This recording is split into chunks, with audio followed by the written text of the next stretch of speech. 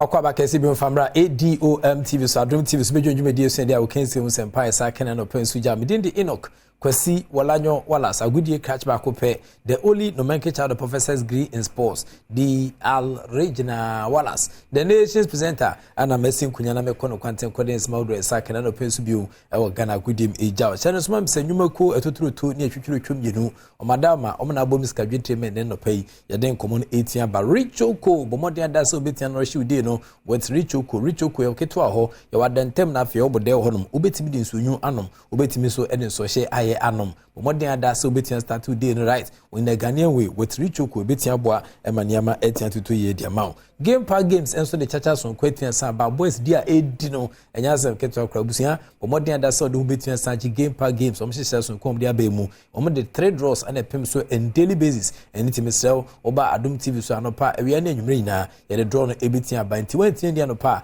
obedi awia wan dia awia so abetian dia nwumre obetin so di miensa nyina na so hwese na Mexico so wa hat-trick e wo chacha to game park games and betin aboa e maniama etiatutu yi e dia ma wemu and sponsors ne emu etoturu to amota chira aboa e mena no pede nkomo no etenjao a journey of 1,000 kilometers against river first championship semfanfi the senior national soccer team Black Stars of Ghana womo e wo double header friendly games be e wo United States of America ba ko ba so on the 14th of October na ba ko so etian South of Fem on the 17th of October na Ghana your first game no yene Mexico for na dia against betin pem so na second game no so no yene United States of America ana edebe pem so me ne ka say dey Black Stars players makoma ko be say do enkron 19 players ana ko pm America womo e sha say nra womo dia hosesi 18 certain time so na so players ni bi wa womo so be si sabre dey o ma twem ho e dey fi sa kinsi ni nyina se praka kretian sand krom eni nti konfubone kra pa akukọ na imusu a enye ne nan ba ko e hye ne takrementi me ne ka say the Tarek Lamti den Lamati ana fa Alexander Jukuni Osman Bukari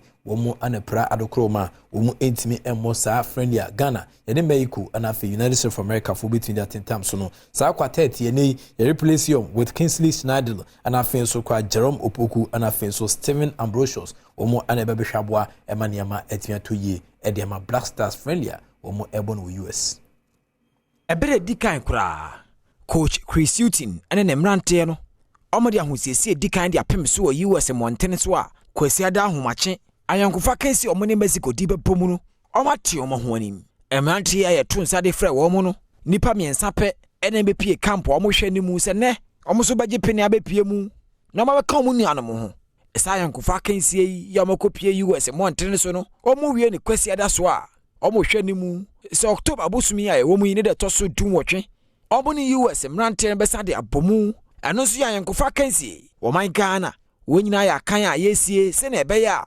2026 World Cup qualifier betudwa no yemrante no ho beyetene ne motumesi akan ano pa ho a afia ye besum no January ye kopie mu Ivory Coast in Africa Cup of Nations no ye dia pomu enti ebeboa Chris Hutton na mrante o mesi akan ye pa no wato nsafrɛ won na etumi diagoro enti na anwumre ahosiesie ni takoso a Chris Hutton George Boateng Masu Dudu Dramani ebetim nante anim no makeka omo ho e de atwa kansi kase enti we ene nkoma no so twa pm dia fa the senior national soccer team Black Stars of Ghana maintain camp afia entintom e wa Ghana Football Association ni twante afense GFA enche bia anom kopie mo tamale e de eye omo abato ultimate time so re-elected Kurt Edwin Simon Okraku se no ensanto so mo adwuma mfima akoma ko be se na eda anim no na Kurt Edwin Simon Okraku enrai we se na hye ne Asia ko guso toto niama na nasmo kan se a new era se ebetiama football development etia akoso Ghana no esa be sha se biunti amanfo emfa chitai mu de party sentampe homa entai na chi. The 4 years ahead of us is to allow all of us to accelerate our rate of development.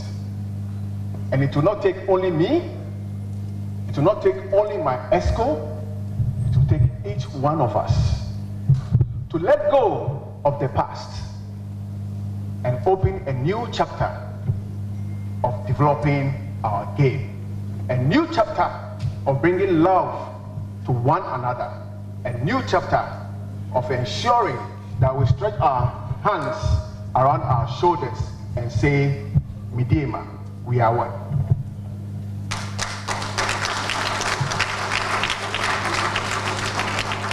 And Kurt Edwin Simon Okaku Ghana Football Association re-elected a president. Now ten council didn't come ejano. Now a executive committee member Dr. Randy Abbey on also our Ghana Football Association for catch on also EGD passe Kurt Jumedia Woody na Odeboa and Ghana Goody Etienne to ye pano. Uma a hat Tom so kese pano a ma football. Shame, and it only means that we need to work harder. And guess what? We've even been able to achieve this because through legislation, we've decided that it's only women who can vie for this position. But even when it comes to women's football, you see that about 99% of the owners of the clubs are male. And a lot of people who even work in that part of the industry are male. And so if we had even opened it up, I'm sure that maybe a woman could not even have come through. And so you would even realize that as part of even deepening this in the reforms that we have embarked on with respect to our statutes, we're even looking at make some changes, bringing in the position of a second vice and letting that position be just for a woman.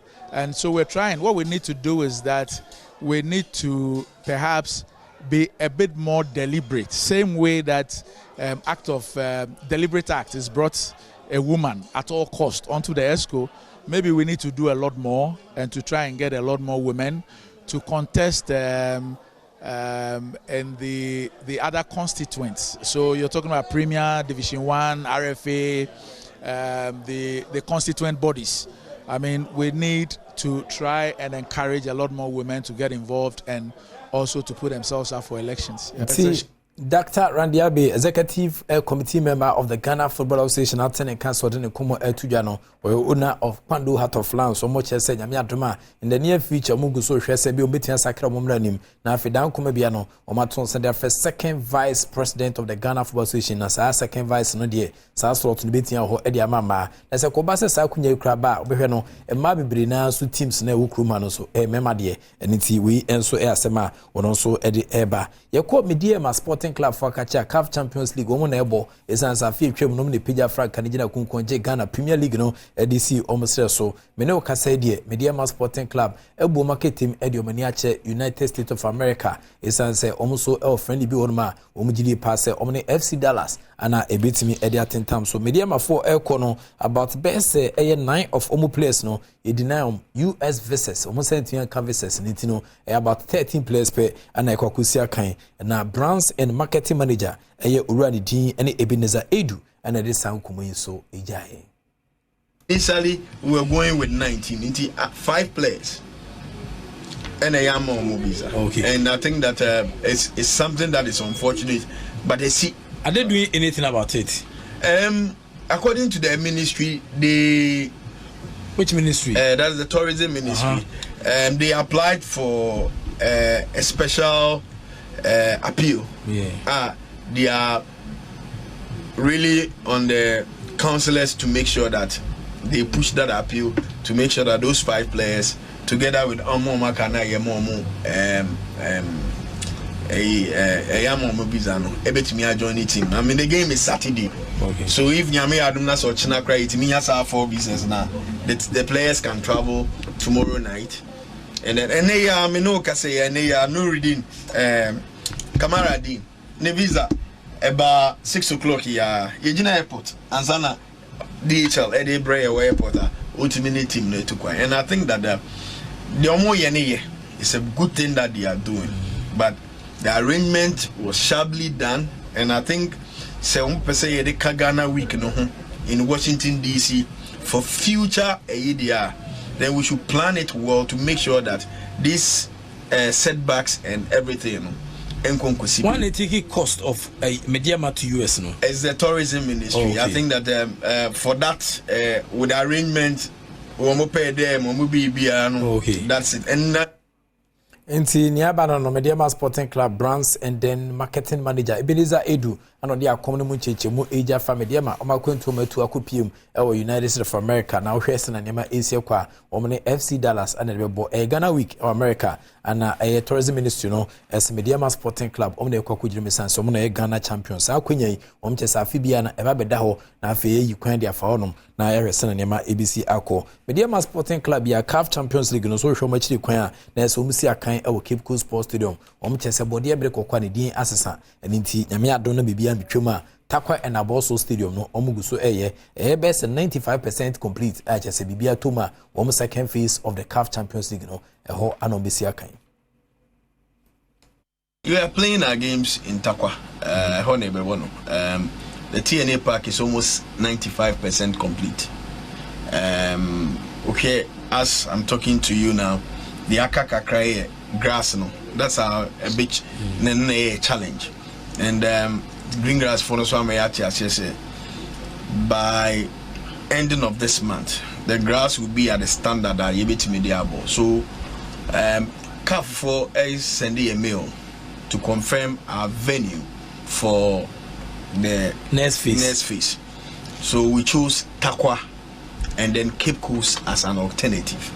In the assistance now, our main stadium Takwa Sports Stadium, that is the TNA park, subject to CAF approval.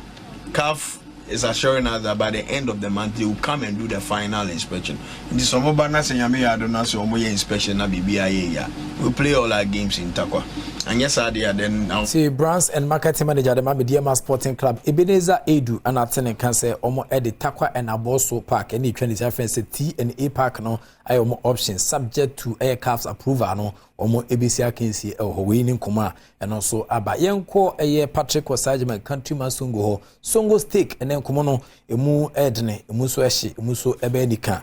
Hello Patrick. Professor, fantastic morning. What me can we take for to metunka kama also live. Nice one. Reach up on me slow. Media have also Mr. Media Lassa. To tell you how kind you know the okay. Whatever. This is the Lassa. You be when you ma. I hope don't the other terrible ball. Opuso. Opuso me kuri ball. I love it flow Opuso be more. Tale Opuso more diving. More fire. Midi Opuso na do say you go. That mean nkwala game bia na uginem de den fa. They tell no more energy. Hello. Hello more energy. Hello over exercise that you why you fit and kasa. So that's here. Matthias here. Then I pay a president Akufo-Addo His Excellency obey reshuffle there. Na next reshuffle no. Also who say change about sports ministry. You understand? Yeah. Say next reshuffle beat me about before answer President Akufo-Addo eventually free up as President of the Republic of Ghana. Ebi ani pebi obi ani na drink no ni say no sin na de wona hu so wa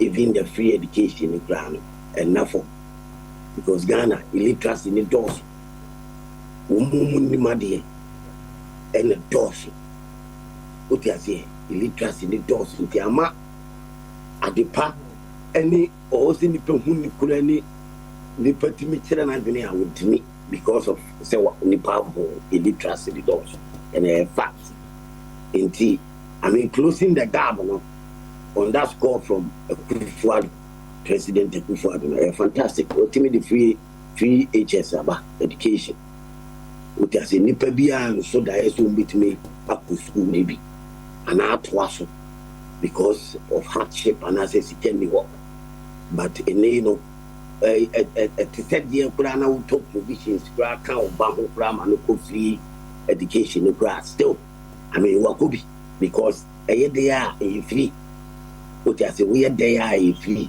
and the no your man could free grana they are sika they can homa wo still the chunk of it, the bulk of it, they say, they do one and Casa Nicasiano, Kufuado Amana 18. Itianya, President Bienua, Robert Nasu of Ghana, who get my catcher is a wine shader. When it you won't think country that is President Biabetina, Ghana, if you are Punyaso, the whole of the terminal, one fat a sopramofo. No, it is not so. It is a good word, ever call. No one confess so, or the calling first one. The sports ministry also change the minister, also a system. Sports ministry won't failing, but I say it's be on the quiet because nipa bi atime city nipa bi ano. Journalists in Ghana for Biano, they know themselves. And into no mutiny and Kamumo, Sadebo. Okay, yes, sports ministry was failure or AFCON. A failure or World Cup. Sports minister, we won't call for 2 times AFCON, African Cup. Ningina or Kachire, Ghana for the people who go for Jekapaba. The last one in Cameroon, Yansha match Bakukuna. A sports minister was shared the trainer scout up for World Cup. Coach, the coach or the trainer scout, and what the coach before they say, what the Quack World Cup Abani Ghana for. And also taxpayers' money for waste. Because the sports minister of affiliate, a Korea, and my with me, a chair, Blasters for management team be our movie team in somehow Ghana. Some management team what me man nipa ba could be a 13 billion old Ghana cedis. Say Blasters are a wakata.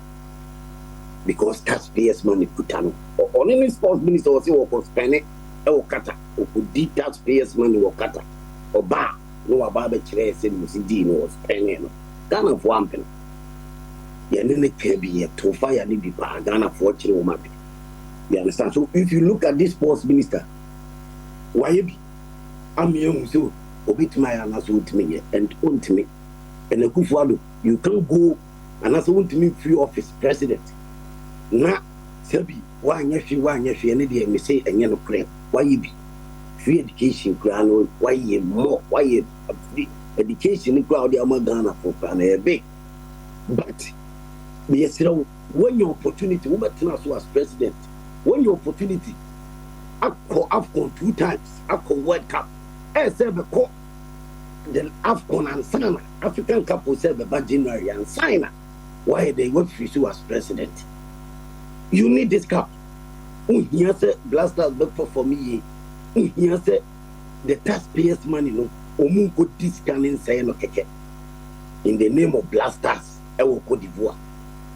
As sports minister to me ma nipa ba ko Blasters so as management member 13 billion old Ghana cedis.